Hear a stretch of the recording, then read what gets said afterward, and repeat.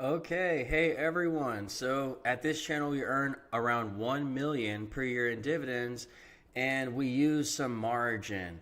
And Tom Lee was just mentioning something last week during the volatility of the market. He was mentioning something about margin and the statistics associated with margin that I'm going to break down with you in this video. And usually they can determine market tops and bottoms, and I'm going to share with you again those statistics that he shared with us, and we're going to continue getting this outperformance. Okay, we're getting this million per year in dividends approximately, but even though we use margin, we're going to get this outperformance. I mean, this is what I do. This is what I specialize in. I've been doing it for 20 years, and with YouTube, I've been doing it for about 3 years. And even though we've had some corrections over the last 3 years, we've always gotten through them with flying colors. And so if we go higher, I'm looking forward to just benefiting. I mean, we were up 4 or 5% last week. As you know, the market was flat to negative, and we were still up 4 to 5%. Now we've had a bit of a pullback because small caps are starting to pull back. Silver and Bitcoin are starting to pull back. So we're only up 1% when the S&P is up 1. We're basically in line with the S&P, and the NASDAQ is still down. So we're beating the indexes currently, and we're going to keep it that way once again, no matter what happens next week. If we go higher, we're going to win. If we go lower, then we're going to discuss the strategies. All my members know how I get through these corrections, okay? Not only through the corrections, but through up markets, outperforming on both directions, okay? Outperforming in both directions and maintaining my ability to live free from 9 to 5, okay? If you need help doing the same, email me for my e-guides or go to my website. You can learn all about my e-guides here, okay, on how I live free out of my brokerage account using margin. So again, Tom Lee, I saw Sniper's comment in here in the chat. Good to see you, Sniper. Tom Lee is, you know, he's a lot like me as an investor. He doesn't use margin per se. I use this 500,000 worth of margin leverage.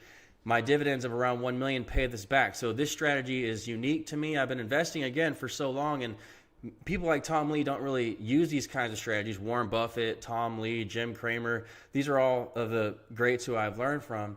I do it a little bit differently. I still get returns that beat those greats, okay? I look up to them a lot, but when I use my margin and I use the techniques described in these videos, then I get my outperformance, okay, even if the market doesn't have a great year. And so when we use margin, it's a little bit different, okay? The way we use margin, we always keep our available withdrawal high. As you can see, my available withdrawal is around 650. My account's at 2 million. The available withdrawal is at 650.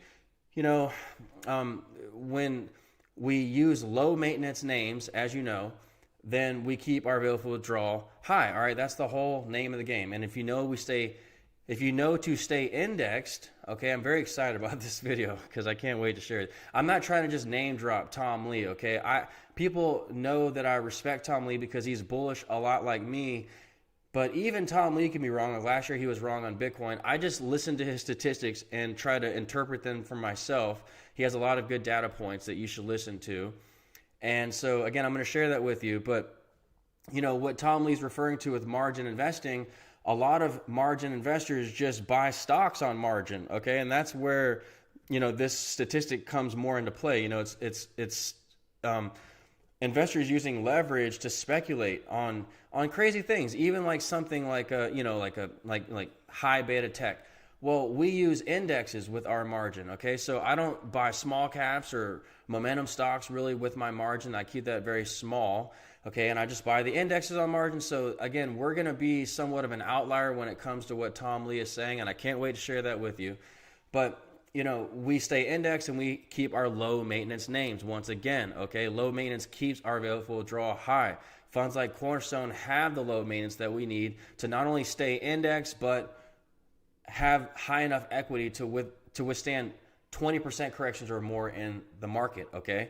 So again, like this 650 in available withdrawal, as long as we're keeping this high, all my members, okay?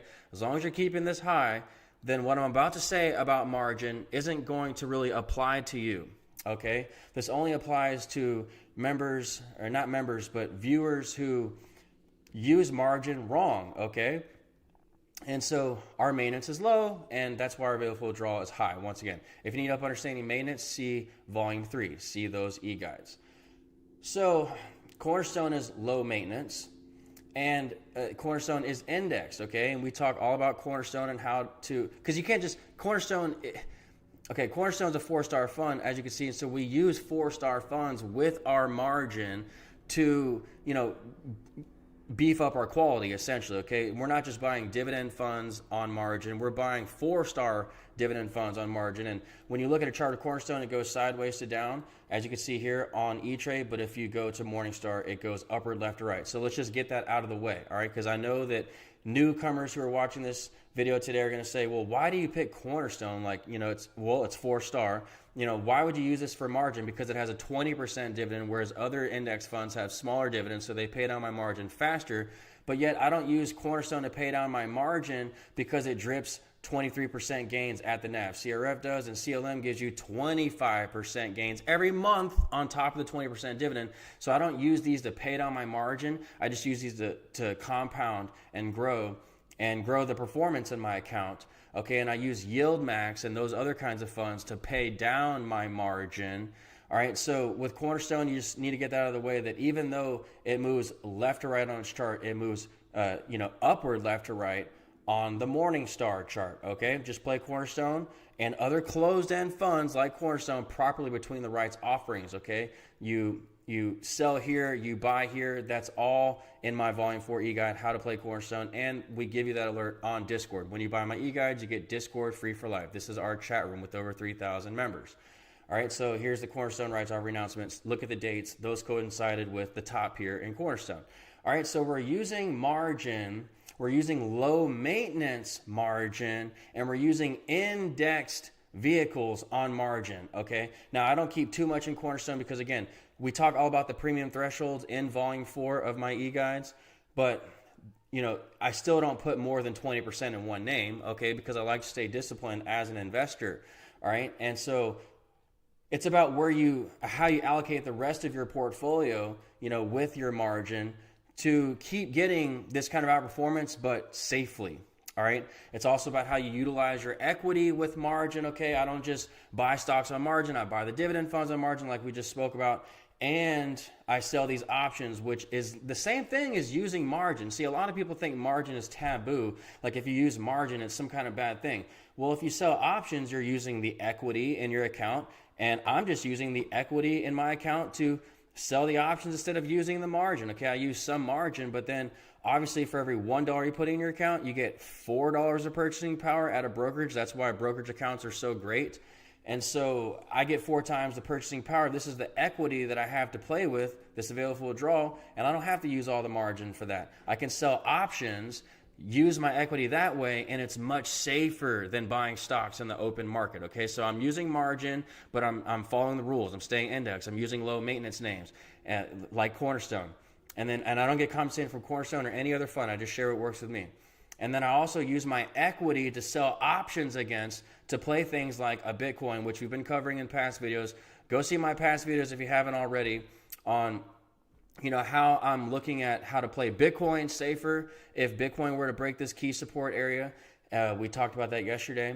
And also just other stocks that I've been buying in the portfolio that have been up when the market is down, when tech and Yieldmax is down. This helps stabilize us. This diversification stabilizes us on down days, which helps offset the margin that we use. All right, so there's a lot of things you can do with margin to offset the risk of margin. Again, I'm not really using so much of the margin. I'm using the equity, all right, times 4, okay? And then with the sold options, I'm using the equity to lower my volatility, lower my risk, and lower my margin. I sell puts on BidX, for example. I got $50,000 outright just for selling a put on BidX. They give you $50,000. You don't have to wait for it to go up. You get the $50,000, it lowers your margin immediately because I use level 3 options, okay?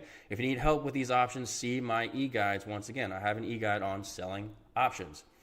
Okay, so Tom Lee was saying that investors, there's a growing cohort of investors using margin. He thinks that it's not necessarily investors on Robinhood. And I heard a podcast him saying this, and I beg to differ. I think a lot of Robinhood investors are utilizing the margin there because of the lower rates. All right, my rates at E-Trade are rather low because I've negotiated them down twice. You can do that. Okay, I've helped my members do that. Many of them, they have. I give you the script when you're ready.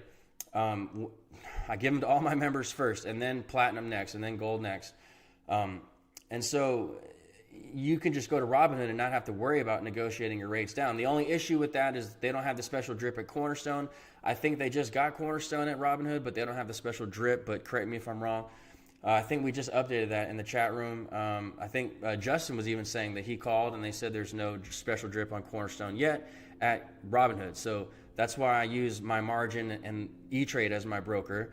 But a lot of people at Robinhood that I know are using margin, okay? They're using margin and they're using it the wrong way. All right, I remember during the recent correction last year in 2025, members were getting killed. Some members of mine who were being swayed by outside channels and stuff like that, being swayed by others to, buy a lot of Yieldmax on margin, okay? That's just like, that's just not something you want to do, because Yieldmax, when Yieldmax falls, the volatility falls, which means the dividends fall, which means that you're not paying down your margin fast enough once the dividends start falling. I love Yieldmax myself. Okay, they've been very strong vehicles for me, very powerful wealth building tools to pay down my margin fast and give me the outperformance. Many, like something like a Misty hasn't been up recently because Bitcoin's been down, but many other Yieldmax funds have been up. They've been great for me, but I keep them relatively small in my account compared to the rest of my account size. Because, again, when you're not using margin, these can really take you down in a down market. So you have to be careful when you're just using all this margin, at something like a Robinhood to get all this income because you have low rates at Robinhood. You don't want to just use the margin because you have low rates. All right. So that's one of the things that Tom Lee is saying, is that that there's a growing cohort of people using margin. I don't know if that's because my channel popped up 3 years ago and many more people are starting to use margin now comfortably, but typically you see margin when it's later in the cycle. You see the stat that is 38%, which is what Tom Lee laid out. We all know that 38% is pretty much the top, in the market. Okay, when you're using margin, okay, there's a stat that they track with all users who use margin, and when we're at about 38% margin leverage, that marks the top in the market. So Tom Lee was just commenting that we're at about 36%, okay? 36% margin usage, all right, averaged out. So that means we're very close to a top, and if you look at the S&P, the chart is looking somewhat constructive because we had a tag on the 50-day moving average recently. We had a pullback, but then a tag of the 50 right here. So that's constructive. Right here is that tag. And so this could just continue to move higher, or we could have a massive rollover because other factors are starting to line up. Other stars are starting to align for a bearish picture. Now, I'm always bullish like Tom Lee because I like to just buy on dips. But when you have this kind of action setting up where Bitcoin is breaking support, okay, we've been talking about this again in past videos, but GBTC is breaking support here. When you have this phenomenon happen, which is rare, okay, this support level broken, this means risk off sentiment could occur. This means a lot of tech names could sell off, which tech is a big part of the indexes, which could make the indexes sell off. And then you had all this leverage on top of it being deployed by, let's just say, more cavalier investors these days, investors who are just buying all this stuff on yield, all this Yieldmax stuff on margin, perhaps that accelerates and exacerbates the sell-off, and, the market pulls back some. And you could see something like where the other stocks that I've been mentioning in other videos keep going up in this rolling correction, but tech and smaller cap stocks and high risk stocks, high beta stocks, high volatility stocks, they get crushed for the next month or two. Now, we've already had a few signs of hope, okay, like for example, Microsoft has pulled back 20%. That's actually a good sign. That means that it's, one of the top large cap companies is cheap now, and the market Mag 7 names could be getting cheap. Bitcoin could be looked at as cheap in some ways. So I don't like to make calls going either direction. Okay, I just like to stay ready for either direction. We always keep our puts on just in case this happens. Okay, our puts, they're up 2,000%, for example, during the tariffs. Okay, one day alone, one of those puts was up 2,000%. How I buy my put options, see volume 5, of course, on how I buy puts. But I just stay ready either way. I don't have to worry about my puts as much because my margin is so low and my available withdrawal is so high that even if we were to have a 20% correction, nothing happens. I still pay all my bills out of my E-Trade account. Everything's still automated out of here. All of my dividends still qualify for more loans so I can live free from 9 to 5. Nothing changes, okay?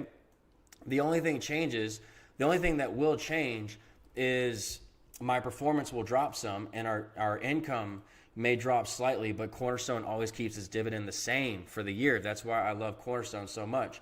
And I don't put too much in Yieldmax so that my dividends stay the same.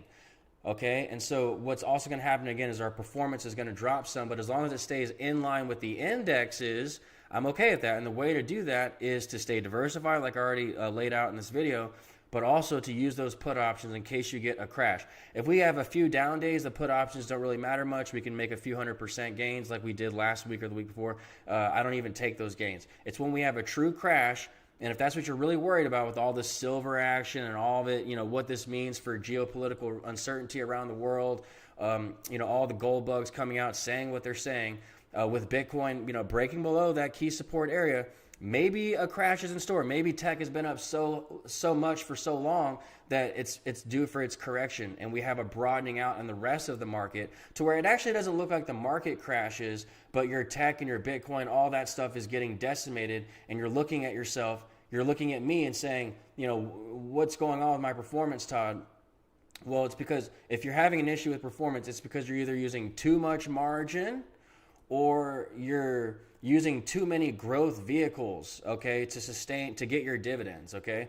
So you have to stay diversified in things like Cornerstone, the QQIs and SPYs, but I really don't bother with them because they don't give you the drip at NAV like Cornerstone does. They don't buy at the bottom of the market like Cornerstone does. And then I keep my other Yieldmax vehicles so small to where they don't really hurt me in a down market, but they pay down my margin so fast. I grow, okay, regardless. When my margin is gone, my account is plus 500,000. So when you see 500,000 go down in my margin, all these assets just become mine. These are sold puts right here, but all of my other portfolio holdings become mine. My margin absorbs them. My dividends pay down the margin, and then my account is plus 500,000 by the end of the year, okay, assuming a sideways market. So it's really a beautiful strategy as long as you're using everything properly, watching your maintenance, staying indexed with things like Cornerstone, using options to lower your volatility so you don't have as much outright risk, and that also lowers your margin, lowers your volatility and your margin interest. And then you can stay diversified with all the names that I've been giving out in the past videos. You can also follow my videos anytime. You can follow my portfolio anytime on YouTube. Just go to my wall, go to memberships, and you can follow my portfolio and all the holdings within and how my members and I get through these kinds of up and down markets. And then most importantly, the last thing you need to be aware of, and have your puts, of course, always have your put options for protection, but you need to also be able to know how to delever in a down market. So I don't have to delever, okay, my margin. I don't have to because it's so low. I have a sweet spot right here. We talk all about that in my margin e-guide, like how much margin I use, how I spread it out. And, I try not to go over 30%, as you know.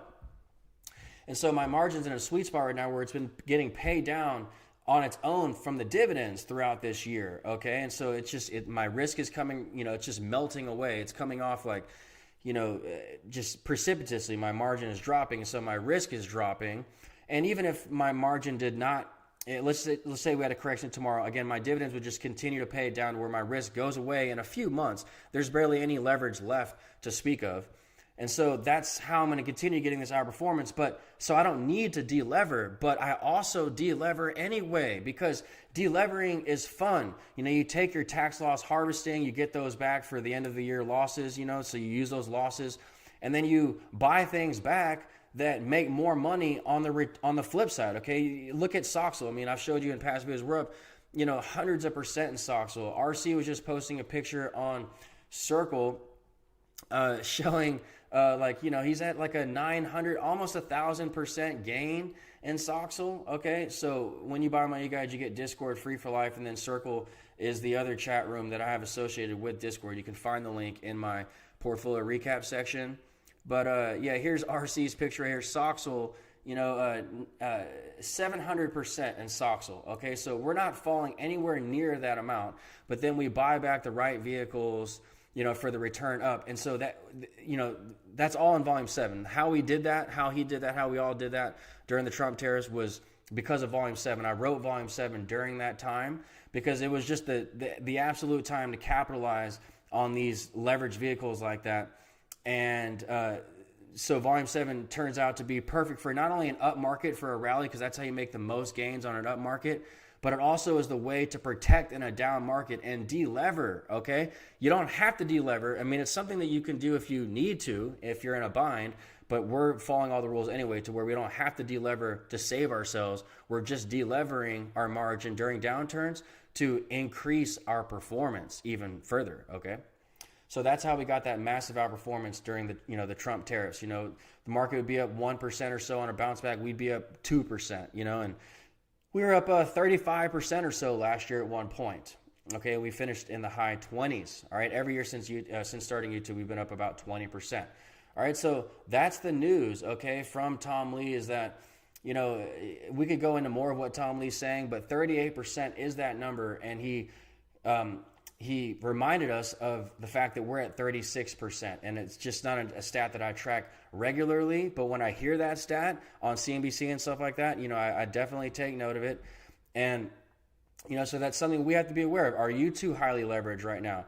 Are you, is your leverage right in line with where it should be? Even if you're not using leverage, this does not affect just leverage users. This affects everyone, because as the leverage comes down and the market sells off, your portfolio is going to sell off. Are you ready for a potential correction if margin users have to start liquidating their accounts? Okay, so make sure you're following all the rules when you're using margin, okay, and that can all be found in my e-guides. All right, you can email me for my e-guides, or you can head to my website, Unconventional Wealth Ideas, and you can learn more about my e-guides here in my fire community here. All right, so let's just go ahead and get into the chat. I can't wait to see what everyone has to say. I know I've done a lot of videos this week, but the market got a little crazy this week. So that's why I've been more vocal, and I've been coming out pounding the table about Bitcoin, being, at first Bitcoin was doing great for us to start the year, and so were silver and metals. So it was something it was definitely noteworthy, but I have been saying to buy these small, and if you buy the metals or if you buy Bitcoin, to strangle them, make sure you're hedging them. We've been talking all about that. And so now we're getting somewhat of a return to the madness with Bitcoin, okay, back to breaking that crucial, inflection area like I just laid out in the video. And, we have Mag 7 names looking a bit toppy when it comes to something like a Microsoft software names, software names that, are having their margins compressed from high CapEx spending for AI. Okay, this could either be a buying opportunity of a lifetime in Microsoft, down 20%, or this could be the beginning of something worse for high beta, high volatility names, Bitcoin related names, as Bitcoin breaks the 200, breaks not the 200, but that structural support there, and as margin numbers approach 38%, okay? Yeah, hey, Justin, I have a feeling this is related to what you've been concerned about. Yeah, I mean, look, we just need to get out ahead of the curve, okay? That's what I think is so great about what my community does here, okay? We're investing in this every day, living this, right? We're really living this, but also, we're staying ahead of it by staying accountable on these, by staying on top of this, staying on top of it with each other. We're keeping each other accountable, okay? No one wants to lose, while we're public on this.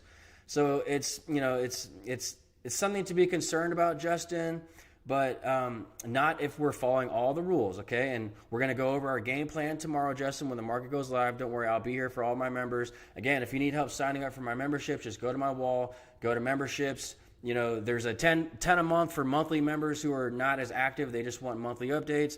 There's, of course, a weekly option, and then there's, the videos for the daily members, the ones who just want all the updates in my portfolio, who are the most active in investing.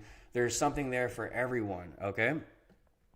Hey Wayne, hey Stranger Fiction, the thing I'm learning to hate about margin in the markets is how I can't respond to anything that happens on the weekend. Yeah, on the weekend, we might have some issues, right? And so that's why if you have something that happens after hours, you have to be positioned properly in margin, Stranger Fiction. You cannot be like over leveraged. You have to have your put options on. Those will still print money for you. Those will be up thousands of percent by the time the market opens. So that's why it's very important to have those put options. And put options really save the day. Okay, they help you sleep at night, and they really help save the day in a true market crash. Even though we don't need to delever, even though we don't really need the put options anymore, they're also really nice to have because they can make you a pretty penny in a downturn while not risking much money at all in an up market. Okay, we as you've seen in volume 5 and volume 3, we talk about puts in volume 3, 5, and 7. But as you've seen there, we only risk a few hundred every month, like house insurance, to potentially make hundreds of thousands of dollars in a given day from these put options. Okay, again, they're up 2,000% for us, in one day, Stranger Fiction. So just keep those on, and there's really not a whole lot to worry about. Okay, and also just stay out of the high beta stuff, the small cap stuff, all the metals, all that. You got to stay out of that. You got to keep those between 1 and 5% of your portfolio max. In my opinion, I don't give advice. That's just what they show in the indexes. We got to follow the indexes here when we're using margin. Hey, Frosty Dog, that's why Wall Street does it. Yep, that's why Wall Street does it. And it's a part of of this whole thing. Equity and margin is something that some people call taboo, but it's really what underpins the entire equity market, because for every $1 you put in, you get $4. Equity has its own value behind the stock. All the rich use the stock, use the equity to, like for example, when this IPO happens with OpenAI, all the investors there's a lockup period. All the investors in OpenAI, they can't sell their shares for a while because then that would just be like highway robbery. But they can just, use the equity from their value from the IPO skyrocketing. They can just, withdraw out of their equity just like I do out of my own brokerage account. I have my own E-Trade checking card that swipes, and I can do whatever I want with this checking card. I don't have to sell anything and pay any taxes. I just use the equity. And so that's going to be a big wealth generating event, by the way, when that IPO happens for OpenAI, because that's a huge one, and that's going to make a lot of investors money, and they're going to go put that back into the economy. That was another thing Tom Lee was mentioning, which I find interesting. I also don't follow Tom Lee much. Okay, I follow him during these kinds of times. I like to see his calls when the market's falling. I like to see like what he's saying about Bitcoin and stuff, just to see how he handles the pressure. I would never go on a call, and when he says this is the bottom, like he said last year, I did not buy Bitcoin because of that. I always stayed strangled. I always kept following my own rules. Okay. But nonetheless, margin is part of it all, and if it's utilized properly, like the rich use it, then you can really get ahead. If you use it wrong, well, then it can really burn you, and that's something that when you reach that 38% level that Tom Lee's been pointing out, that's something that you need to look at in your portfolio. Okay, how are you utilizing your margin? How are you investing at all? Because it's, again, even if you're not using margin, this affects you. Hey, Ed, are you staying diversified? Are you away from the tech names, all those Momo small cap names and high beta names? You should keep it to where if they go higher, they're like lottery tickets and they make you money. But if they go lower, they don't lose you much money, because some of these high flyers can act like a lottery ticket. Just play them properly. Hey, Ed, great to see you, Ed. Hello. Hey, Loki. All right, DC, Sniper. Yep, good question. I hope that answers it. Hey, Tom. Great to see you, Tom. Stranger Fiction. Motley Crue's drummer. Yeah, that's his moniker. It's like not the Motley Crue. Not Tommy Lee. He always says, I think, in his Twitter account. Hey, DC. What's up, DC? Yeah, I think I was showing your graphic. I think there's like two DCs. I'm not sure. There's like RC and DC, so I'm not sure if this was the right DC actually. But both DCs, great to see y'all. Okay, there's RC and there's DC. And so here, just whoever, it's so hard for me to keep track of these things in the lives, but nothing to worry about, DC. Just something where other members who are particularly over leveraged, they might need to worry, or if they're not indexed, they may need to worry. they need to always worry about that. Not just because of right now, because of what Tom Lee said, because of the Bitcoin chart. You should always be keeping this in mind. Hey, George. Justin, a CNBC contributor, owner of Bitmine Emerging Technologies. Right, Sniper. Justin, and that's just the tip of the iceberg for Tom Lee. He's been around for a long time. He's got a pretty good track record, except for when it comes to Bitcoin. I think he really hurt some of his credibility last year. That's why I never make calls on anything. I don't want to hurt my credibility. I just stay prepared for both directions. Hey, Christopher. Happy Sunday, brother. Great to see you, Christopher. I hope all is well. All right, I look forward to seeing you tomorrow and all the other members here. All right, Sniper. Yeah, he's into crypto, but I wouldn't say... Sniper, it's funny that you say it. I would say he's more in equities. Like, go look at his granny shop portfolio. A lot of the holdings that I have are in his portfolio, but I skew mine more towards the indexes. He'll skew his towards the indexes, but also with some higher beta things that I just can't really get behind. And also, he doesn't like dividends. I like dividends, of course. Hey, Breadman, what's up, Breadman? So good to see you, Breadman. Once again, thanks for being here yesterday, too. All of y'all who were here yesterday, thank you, all right? It's not easy doing these lives, okay? And being a real person, all right, who's really living this stuff. It's like sometimes I got to make a video, and sound professional like other YouTube videos, but I really don't watch other YouTube videos enough to know how to structure my videos. And when I do watch them, I say that that's how I do not want to come off. And then actually when I'm doing these videos, you find that I'm a real person, a real investor. I'm not doing this for presentation's sake. I'm doing this, I want to let you know as much about me and my performance and my community's performance as possible so you can make the most enlightened decision, a truly informed decision about investing. Hey, Breadman, once again. Sam, great to see you too. Hey, Mr. Robert, greetings from Poland. Oh, how's that, Mr. Robert? Are you on vacation there, or is that where you live, Robert? So cool to see that.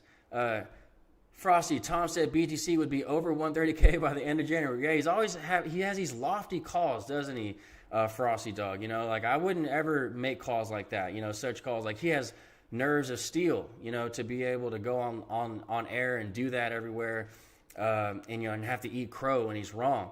So I think, as an investor, you have to always play like Warren Buffett. He never really makes a call either. He just knows to buy low, sell high, stay invested, stay disciplined to all your principles. Hey, Sam, good day to you, sir. Who thinks the silver market is being manipulated? Yeah, I mean, if you talk to Rose in our chat, she's definitely one of those ones.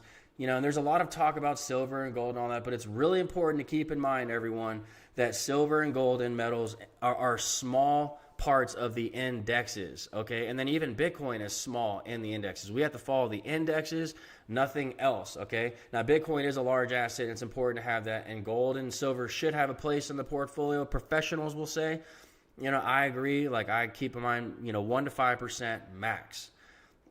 So make sure you're looking at your allocations, okay? Including when you have something like an OLT or an OLTI, KYLD even, I don't know, make sure that the holdings within those, if they have metals, I think KYLD does as well. So just make sure that just because you don't think you're in metals, that you're feeling okay about this, because you could be in metals if you own a lot of something like OLT, et cetera, et cetera. Okay. Hey, David. Great to see you, Dave. Hope all is well. Hello. Hey, Mike Larson, North Idaho. All right. Great to see you. Justin, Frosty Dog, he also just announced over $6 billion in unrealized losses. Really? Wow, that is great information. That makes me feel a little better because I feel like he's the best one. If you're going to find someone on YouTube to have a better track record than me as an investor, I feel like he is the best. Even during 2022, he was a bit wrong. He and many CNBC members were wrong, and they're, saying that this was the bottom here at this point, or like he was saying he was a little premature on the bottom, but also, the other guys were so negative. Okay. And during that whole process, I just followed my own, discipline, my own rules. Okay. I was disciplined, followed my own rules. And I started my channel right around then when things were starting to rally, because I was just adamant that this market was going higher because the Fed funds rate was at 3% in 2025, and the market's always forward looking. and we're getting close to 2023 at that time. And so from the rates that we were seeing, 5% or whatever it was, you knew they're going to be down to the threes, the Fed funds rate. And so that would be a low interest rate environment in a couple of years. The market's always forward looking. So you had to buy now. Companies were still doing well at that time. So I don't know, like you just always have to buy the S&P and buy on dips, but make sure you're using your margin properly is all I can say, okay? Because that's what will kind of derail things quickly for you. Treat every dip as an opportunity. Hey, Mom, hello. Great to see you, Mom. Thanks for talking to me this morning. And I'll give Nick a call after this. I love you, Mom. Hey, BK Vet. Tom said 2026 would be very volatile. Yep, he said like a slow start for the year. Maybe a bullish start and then a drop and then a bullish finish. That's still so hard to predict. Why even say such things? I mean, I guess you're always going to be right if you do that because the market typically, does well, drops, and then does well again. So that would actually be a safe strategy, but nonetheless, that's what he's saying. And who wouldn't agree with that, Hey, Marcos from Bangkok. All right, welcome. We have people from all over the world today. Welcome. So cool. Hey, Frosty Dog. Yep, you saw his post. Yep. Seagull. Hey, Todd, let's hope for a good dividend week, but thinking not with the down move last week. Right, Seagull, I agree. Yeah, we even saw our dividends, have an increase, like you're saying, I think. But let's just have that without the volatility. Wouldn't that be great if we could get that, Seagull? Maybe next week is great. I'm not trying to push the doom and gloom here. I'm only trying to push key data points, which is Bitcoin breaking below that key support level and, margin usage reaching 36%, almost close to that top at 38%. Just some things to keep in mind. And if that's happening, let's stay ready. Let's keep our puts on. Let's stay diversified. Let's keep our margin low. Let's keep our maintenance low. Let's keep our available withdrawal high. And we'll go over all of that tomorrow, Seagull, of course. Storm Shadow, selling out of your GUI tomorrow, waiting for the S&P correction this week. Okay. Yeah, Google's had a great run for us, hasn't it, team? We're up, I think it's over 100% in the double Google that we have. And, of course, we have GUI as well. That's been a big winner. I only can, hope for a pullback in that so we can build that position up again. Hey, Daniel. Great to see you, Daniel. Hope to see you tomorrow as well. I think you'll be able to make it. Usually you're there during the days. I appreciate that. You can always watch my videos at any time afterwards, okay? A lot of these live trading sessions, it's not like I'm a trader and I buy for this and sell for that day. I just try to buy that day for the best entry points long term. If they bounce the next couple of days, like a lot of these stock picks I've given on air recently do, well, then that's great. They bounce the next day. You could have traded it and put a lot of money in it, but we're more so looking at deep discounts of some of these names, like a Pepsi yesterday, overall deep discount, or a Lindy, or an EOG, to where even if there was a move up for the next couple of days, long term, it's still a great price to buy at. Okay, so that's how we do it in those. It's not, and we don't even do a lot of stocks in those lives. We do more so dividend vehicles for the long term, just the best entry points we can get. Hope to see you there tomorrow, Daniel. Hey, Private Eye, Joe. Hey, Dylan. What's up, Dylan? Thanks for the comment yesterday. I believe that was you, right, Dylan? With the International Dividend ETF. I could be wrong. Sorry if I am. But great to see you, Dylan. Ghost, you're down 2.3. Yep, well, don't worry. That's nothing, compared to, compared to the NASDAQ, which is only down 1%. And then if we get a rally, well, then you'll be up much more than NASDAQ, I would presume. Austin, Tom Lee was talking to the crypto bros. Yes, he was. He's talking to the crypto bros, but again, if the market sells off from margin, that's going to affect everyone. Exactly. People using margin to go short. Yeah, I mean, people using margin to go short would be incredible. He's talking about margin. He's talking about shorting crypto, like that's its own entity. But when you're just looking at margin itself, okay, margin itself and what we're using, that number is what he's referring to. And that rocks the whole markets, okay? Oh man, we have quite a few more comments to go. Let's just see if anyone can, opine here and chime in on what they think is going to happen next week in the market. Is this a crash coming? Is this a buying opportunity of a lifetime? is our leverage too high with margin? Is your leverage too high? Link to Tom Lee's comments, Brett. I would just say go check out his recent, like you can find him, just look at his interviews from Friday, whatever the date is on this video, go look at Friday, on CNBC the day before that. I see him all around. I don't even know where I see these things, if it's him or someone else's channel. You know how people copy other channels these days and make it seem like it's their own material. Y'all know what I'm talking about. So, hey, Kermit, great to see you, Kermit. Hope all's well. All right. So happy for you in your recent fire achievement. BK up 1.6 on the year, margin at 21. If we have a correction, I keep 4 SPY, 4 QQ puts at all times. Use the dip to add some more quality names. You got it, BK. Sounds like a plan to me, BK. I salute you on that. And I appreciate, you articulating that, because that's how you really get good, is when you can articulate your own thesis. All right. That's what Kramer taught me, at least, when he was taught me how to run a portfolio.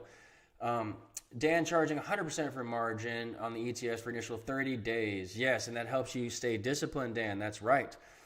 I saw Justin's comment. He got his margin lower today, by the way. So Dan, keep that in mind. All right.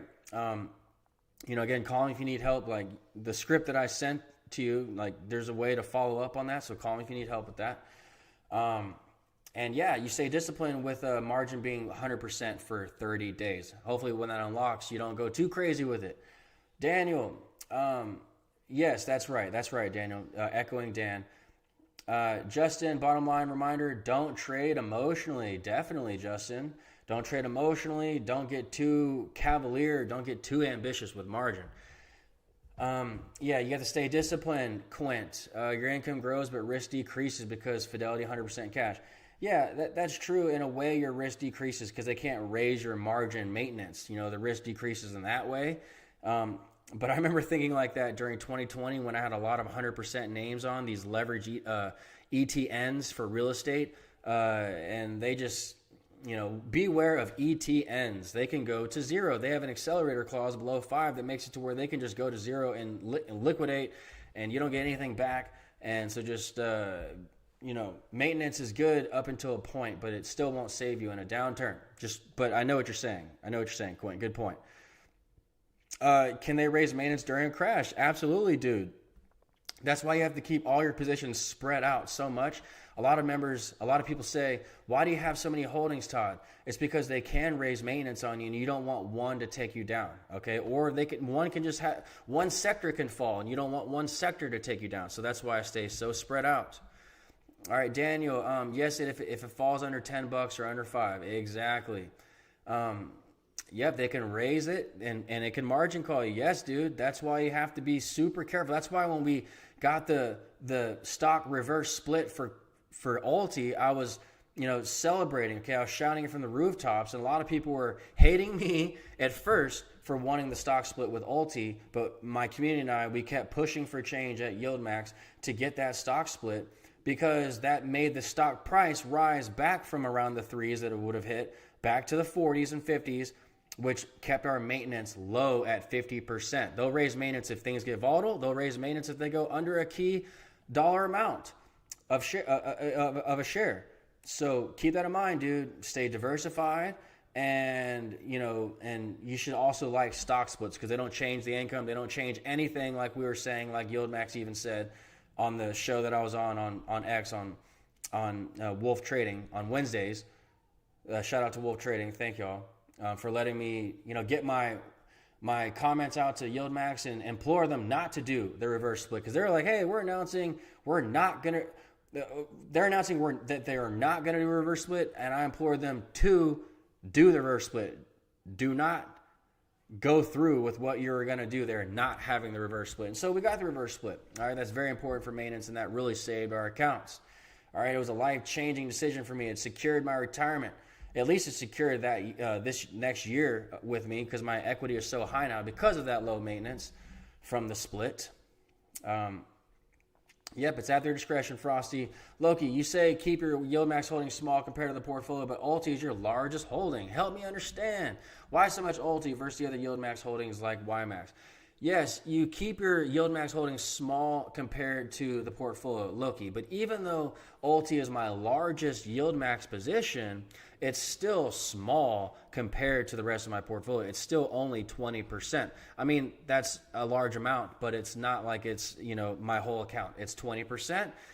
And you have to stay disciplined, even though I love Ulti, because Ulti has its protective puts on each of the positions. It changes allocations to where it has higher quality. It was down only 1% or so, 1.5% on Friday, when others were down 2 to 3%. So I'm really enjoying Ulti's changes, but I still have to keep it at 20%.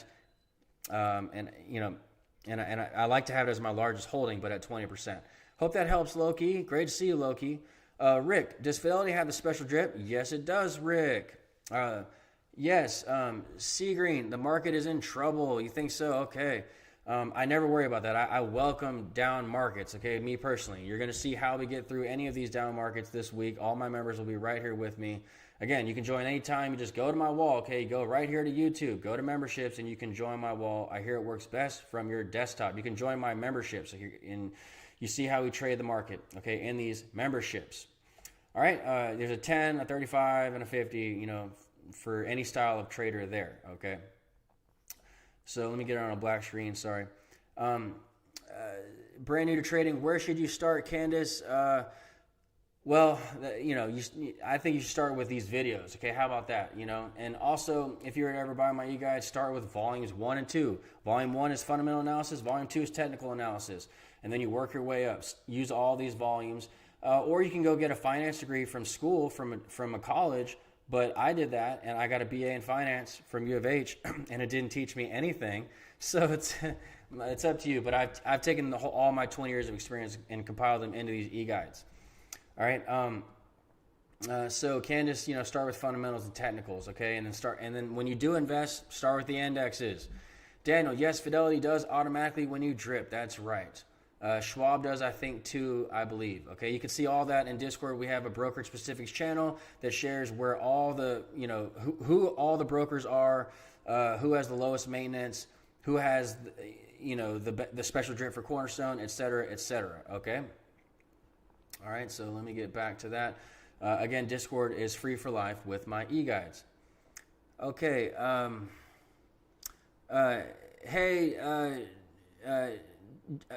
we'll just say Joe's text. Good to see you. Text Dylan. Yeah, that was me with iDevo comment yesterday. Yep, you love that fun. Thank you, Dylan, for confirming that. It gets so hard to remember names plus members on Discord, members on YouTube, and their real names. Okay, it's so tricky for me. Thank you for confirming that. And great idea with iDevo. Run NIHI might be a good one, but doesn't have as much history. Yep, NIHI. Good comment, Run. Liquidity grab, Generation Capital. Okay, I've heard that. Been hearing that rumor, Whatever that is, whatever the reason is for any market decline, I just buy them personally. Hey, XO, great to see you, XO, XO7.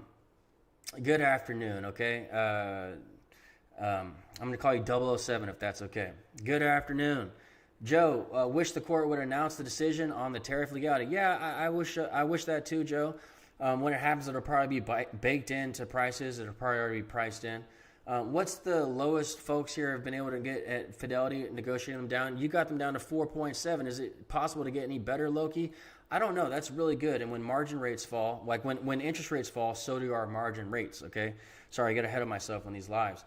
Shamas, I have so much to say in so little time. We're at 48 minutes in this live. I don't want to go over an hour. I have to save my voice for this week for all my members, of course. Shamastis, hey Todd, great to see you, Shamastis. It's been a while, super busy, not awake during the market hours. Gotta say, last 2 weeks have been a killer for your calls, but still have a year left on them. Yeah, Shamastis, yeah, selling calls. If you're talking about selling calls or buying calls, but yeah, I do puts, you know that, Shamastis, but interesting to see your approach, and keep me posted on that, brother, okay? I'm always here for you. If you have questions, feel free to call me anytime, Shamastis. You know I'm here for you. All right, and again, it's just great to see you. All right, always appreciate the love, Shamastis. All right, Mr. Robert, I just got my E-Trade margin interest lowered from 12 to 5. All right, took 1 week for them to respond. Not bad, Robert. Okay, congratulations. And yeah, that's about what it took for me. And again, if they don't respond or if they give you a response you don't like, just call me and I'll help you follow up on them. So Shamas's need to go buy some protective puts, maybe cut my losses in some areas, especially for the calls. Right. Maybe, yeah, you could do some spreads or something like that. Okay. RH, great to see you. Great to see you, RH. Yes. And I'm just looking at these other comments. Great job on your rates as well, Daniel. Hey, bro, Hannestein, 2 lives in 1 weekend. Thanks. Yeah, I had to just get it out there for the record, okay? Because we're at a crucial inflection point, close to the 50 in the major moving averages, critical support for Bitcoin, structural support there being broken, and then you have margin usage reaching 36%. We're getting up there, okay? And thanks for being here with me too, bro Hannestein. Brohanstein, tomato, you know what I mean, brother. Loki, thanks for the answer on Ulti, Todd. I'm at 10% of the portfolio in Ulti, but based on recent performance, I'm growing it aggressively as your main vehicle to pay down margin. Yeah, that's the way that I look at it. It's the margin reduction tool for me. And days gains ability, not long-term compounding. We get that from the triple C's, which is in volume 7, and Cornerstone. We get our compounding from those. If you play Cornerstone properly around rights offerings, you get compounding. But I get days gains. We get days gains from Ulti, Loki.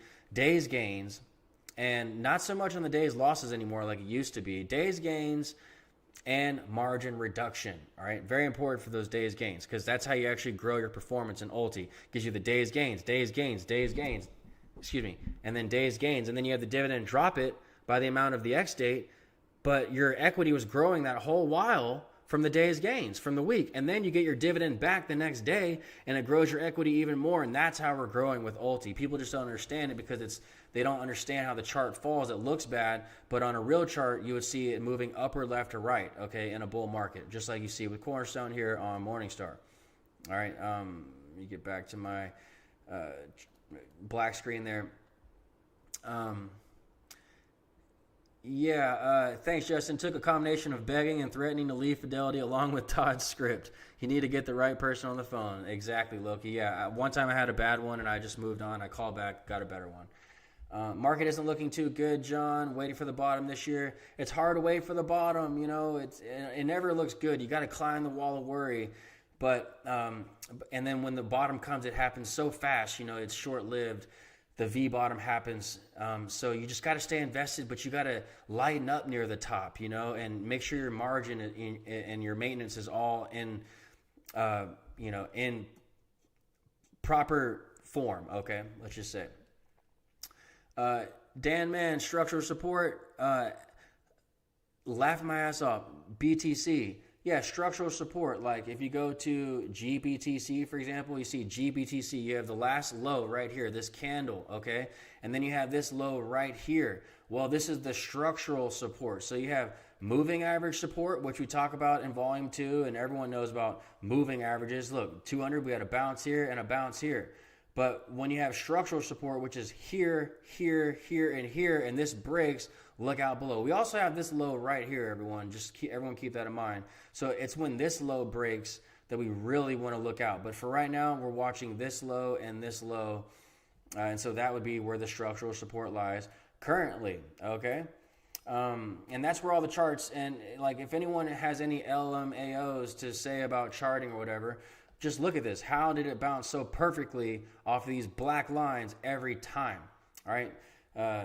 Sounds, like when I hear something like that, it sounds like something like one of those old-fashioned investors like my dad. He hates using charts, for example. He thinks that they don't tell the story. You got to buy fundamentals. That's what the old school people think. But then you go look at the charts and you see how they always bounce perfectly, somehow magically off of previous support, even the S&P and stuff.